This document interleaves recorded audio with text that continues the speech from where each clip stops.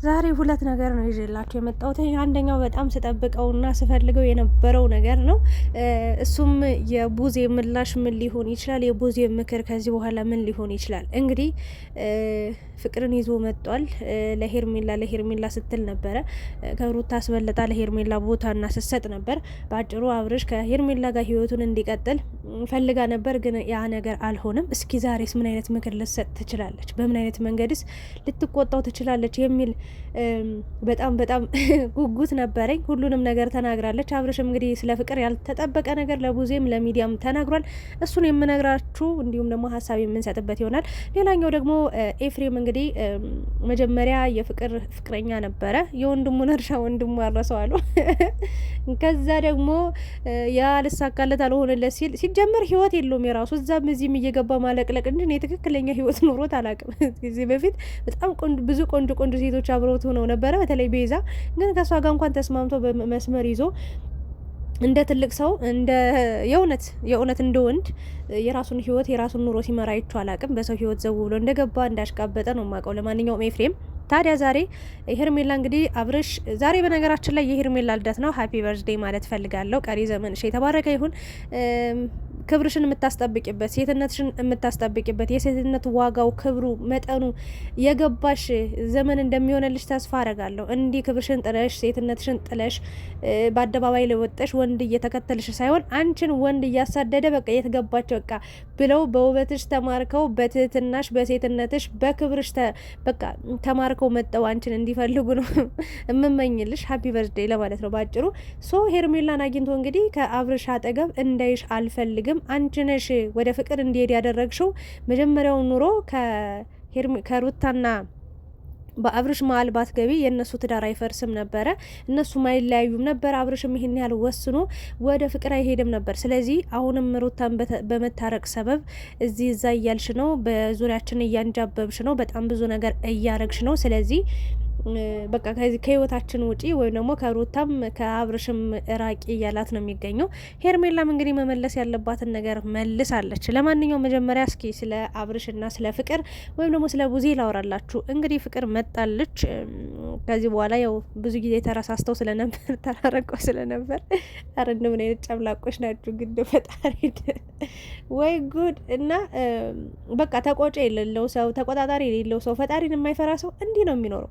በቃ ዓለምን በእጁ ይጨብጣል። በነገራችን ላይ እኛ እኮ ፈጣሪን ፈርተን እንጂ ብዙ የምናረጋቸው ነገሮች ነበሩ። እግዚአብሔርን ነው የምላችሁ። ግን አንዳንዴ እዚህ ምድር ላይ ጊዜያዊ እንደምንኖር ስለምናቅ ከብልግና እንቆጠባለን። በአጭሩ በተለይ ከብልግና ከዝሙት እኔ አብርሽ የብዙ ሴቶችን ባለበት ብዬ አምናለሁ፣ እንደ ራሴ ማለት ነው። እና እንኳን አይደለም የሴት ልጅ እንባ እግዚአብሔርን ነው ብላችሁ እግዚአብሔር ሁሌም ከተገፉ ጎን ከተበደሉ ጎን ነው የሚቆመው ሁሌም። እና አብርሽ ለፍርድ ነገ መቆም አይቀርም እና የሰው እንባ ጎርፉን ይወስዳል አንድ ቀን። እና አንተ በቃ ከወፈሩ ሳይፈሩ ናል። እና ዛሬ ቡዜ እንግዲህ ይሄ ነገር መሆን የለበትም በጭራሽ ምናምን እያለች እንባ ከረዩ እያለች መጣለች። እና ምንም አታረጊውም፣ በምንም ሁኔታ ሀሳቡን ልታስቀይሪው አትችም። ፍቅር ብታያት ምርጥ ልጅ ናት ምናምን ብሎ በቃ ስለ ፍቅር መልካም ነገር አወራ፣ ስለ አብሮ አደግነታቸው አወራ፣ ብዙ ታሪክ አወራ። ጀንጅኗት አንድ ቁም ነገር ሳያወራ እንግዲህ ከቡዜን ጥሏት ነው ሄደው። እስኪ በእኔ ቦታ ብትሆኑ ምን ልትወስኑ ትችላላችሁ? ምን ልታደርጉ ትችላላችሁ? ብላ እንግዲህ ለተመልካች ሀሳብ አቀርባለች። እንደኔ ሲጀመር ቤተሰቡን የሚፈራ ቤተሰቡን የሚያከብር በዚህ ልቅ የሆነ ነገር ያደርጋል ብዬ አላምንም። ወይም ደግሞ አንቺን እንደሚወድሽ ያስመስላል። እናቱን ለአባቱ ክብር እንዳለው ግን ለአባቴ እኔ ክብር ካለኝ አባቴን የሚያዋርድ አባቴን አዘግዝቆ የሚያሰድብ ነገር ከሆነ ከዛ ድርጊቴ ለቤተሰቤ ስል ምንም ነገር አረጋለሁ፣ አቆማለሁ። እና አብርሽ ግን በዛው በተቃራኒው እንግዲህ ቤተሰብ የኔን ኑሮ አይኖሩትም፣ እኔ ብቻዬን የራሴን ኑሮ የራሴን ነው የምኖሩ ብሎ ከቤተሰብ ያፈነገጠ ሀሳብ ነው የሚያስተላልፈው። ከቤተሰብ ያፈነገጠ ነገር ነው የሚያደርገውና ቡዜ ምንም ማድረግ አይጠበቅብሽም። መጀመሪያም አንቺ በሱ ህይወት ዘው ብለሽ ግብት ያለሽ እንጂ ምንም ለሱ ህይወት ጠቃሚ ነገር ስትመክሪው፣ ጠቃሚ ነገር እንደ ታላቅ መንገድ ስታሳየው፣ እንደ ትልልቅ እንደ ጋሽዬ ምክር ስትሰጩ አይቼሽም ሰምቼሽም አላቅም። በራስሽ መንገድ ነው እንደፈለገ በቃ እንዲጨመላለቅ ያረግሽው ብዬ አምናለሁ። እንደኔ እንደ እህትነት ታላቅና እህት እናት ነች። እውነት ለመናገር እንደ እናት ነች እና የእናትነት ምክር አንድ ቀን አይቼብሽም ሰምቼብሽም አላቅም። በተቃራኒው በጣም የወረደ ነገር ሲያደርግ ጸጥ ብለሽ እንደምታየው ነው የማስበው። ለማንኛውም አብርሽም ጥሏት ሄዷል። ምንም አይነት መልስም ምንም አይነት ማብራሪያ ምንም አይነትም ነገር መናገር አልፈለግም። ከፍቅር ጋር አስተዋውቅሻለሁ ብሏል። እሷ ደግሞ አልፈልግም ነው እያለች የምትገኘው። ለማንኛውም ይመቻችሁ። ወይ ጉድ! አንቺ ምን አለብሽ እናቴ። ወንድምሽ ለነገሩ ምንም ሰላም የለውም። እውነትሽን ነው። እዛም እዚህ የሚዘልሰው እንዴ ተመቸው እንጂ እንዴት ነው ያልተመቸው? አብርሽማ ያልተመቻቸው ሴቶቹ በዛም በዚህ የሚሄዱ የሚነፋረቁ የሚያለቅሱ ሴቶች ነው እያየን ያለውን። የተበደሉ ግን በሰውን ባመሳቅ አልፈልግም። ግን አንዳንዴ ፍቅር ደግሞ ከባድ ነው። ግን ደግሞ በሌላ በኩል ደግሞ አንድ ሰው ሲንቀኝ፣ ክብሬን ሲያወርድብኝ፣ ሴትነቴን ሲያንቋሽሽ እንደዚህ እንደ ሸቀጥ አንቺ ከእሷ ትበልጣለች እንትና ከእንትና ትበልጣለች ብሎ ገበያ ላይ ሲያውለኝ ይሄን ሰው መራቅ መሸሽ እንጂ እንዴት ነው እሱን ስለምነው ስለማመጠው ምኖረው ና ይሄ ነገር ነው እኔ ከሄርሜላም ከሩታም ከፍቅርም የሚያናድደኝ የሚያበሳጨኝ ነገር። ለማንኛውም አብርሽ እንግዲህ ከፍቅር ጋር እንደቀጠለ አቋሙን እንዳሳወቀ እንደጸና ነው ያለው። የሩታ ነገር እንዳበቃለት ነው። ምናልባት የሄርሜላ ጉዳይ ነው እንግዲህ ትንሽ ፍንጭ ያለው ብዬ አምናለሁ። ለማንኛውም እስኪ ከፍቅር ጋር በምን አይነት መንገድ እንደሚቀጥሉ አብረን እናያለን። ሌላኛው ወደ ፍቅርና ወደ ሄርሜላና ኤፍሬም ስመጣላችሁ እንግዲህ ኤፍሬም እንዴት ጥጋብ እንደሚል አንተ ምን አገባ ሲጀምር አለቅላቂ ሾካካ ለራስህ ህይወት የለም። በቃ የሰው ህይወት ውስጥ እየገባ ትፈተፍታለህ። ምንም አይመለከትም። ሄርሜላን አንተ ማን ስለሆንክ ነው በዚህ ልክ ድፍረት አግኝተ እንደዚህ ልሻለሁ እንደዚህ ያደርግሻለሁ ካጠገባቸው እንዳትደርሽ ምናምን ጫፏን አትነካትም። አንተ ማለት ማን ስለሆንክ ነው አንተ? መድኃኒዓለም አንዳንዴ ግን በቃ ወንዶች የሆነ ጉልበተኛ ነው የምትሉ ምንም አታመጣም። ባክ ጭቃ እግዚአብሔርን እንዴ ቡዜ ምን ሄርሜላ ምን ታደርግ? እስኪ አሁን እናንተ ፍረዱ እስኪ። መድኃኒዓለም ነው ምላችሁ እንዴ አንቺ ነሽ መጀመሪያ የሚያፋታሽ። እሱን ተናገርክ በቃ ሺ ጊዜ ወቀስናት፣ ሰደብናት። በቃ ይሄን ነገር አታድርጊ፣ ይሄን ነገር ብዙ ጊዜ ብዙ ነገር አልናታ አይደለ? ብዙ ሰው ወቀሳት፣ ሰደባት። አንተም እስከ ጥግ ድረስ የፈለግከውን ሰዓት እደበድብሻለሁ፣ ጠፈጥፍሻለሁ፣ እፈነክትሻለሁ እያልክ ሁሉ ስታስፈራራት ከረምክ አይደል እንዴ? እስኪ በቃ ትወቅሳለች እች ልጅ።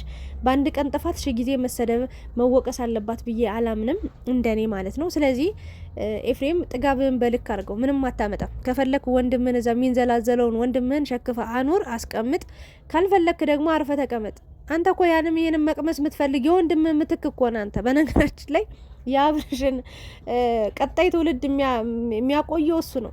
አንተ ነካክተ የሰጠውን ሴት ነው አብርሽ እኮ አሁን ድጋሚ አሸሸ ገዳሚ እያለ ምናየው። ሲጀመር የአብርሽ ወንድም አይደለ እንዴ?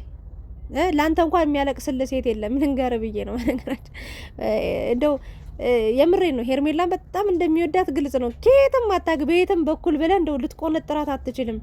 እንዲህ በቃ እያያት በቃ ትሄዳለች። የሰው ሰው ይወስዳታል። በነገራችን ላይ ካንተ ጋር በምንም ተአምር አትሆንም እና አትጨማለቅ። በዚህ ልክ ማለፍ የለብም። እች ልጅ የዋህ ስለሆነች እች ልጅ መጣ ፈቃሪ ነኝ ስላለች ምናምን የትም መሄጃ የሌላት ሰው የሌላት አታድርግ። እግዚአብሔርን እሷ በኃይል ልጠቀም ካለች ማለት ነው አንተን ጥፍጥፍ አድርጋ ትጎርሳለች። በነገራችን ላይ ልንገር ብዬ ነው።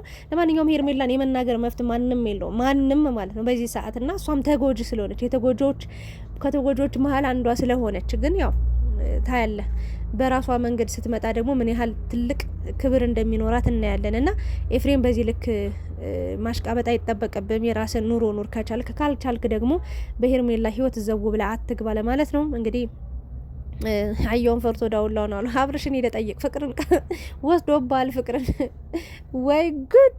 እንደዛ ስትላላጡ እንዳልነበር ዛሬ ሁሉንም ነገር እርግፍ አድርገሽ ትተሽ ፍቅር የመጀመሪያ እያልሽ ወደ አብርሽ መጣሽ። ያሳፍራል። ከዚህ በላይ ምን ማለት ይቻላል? ለማንኛውም ጨርሻለሁ። ከዚህ በላይ ምንም ማውራትም አልችልም። እኔ ግን በነገራችን ላይ ስለ እነዚህ ልጆች ባለወራ ራሱ ደስ ይለኛል። ምንም ደስ የሚል ነገር ስለሌለው ሁሉም ገገማ ናቸው። ሁሉም ማስጠያ። አመሰግናለሁ። ለማንኛውም ይመቻችሁ።